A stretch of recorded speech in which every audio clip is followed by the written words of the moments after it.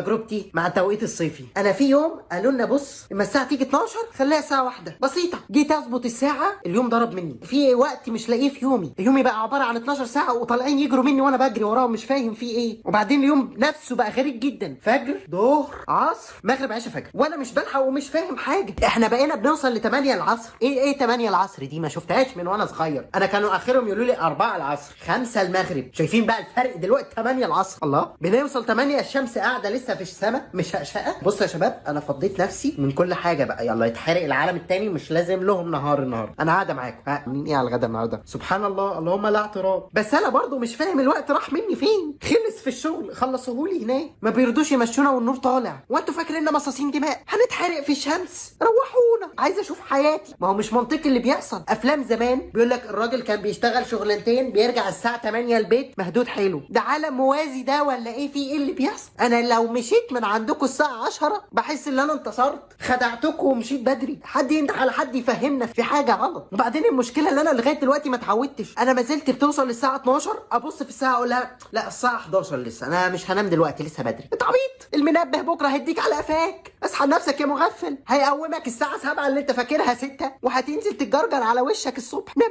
بدري يا عبيط. يا ربي هو ايه اللي بيحصل؟ واحنا للدرجات دي بوظنا المناخ؟ توقيت غريب.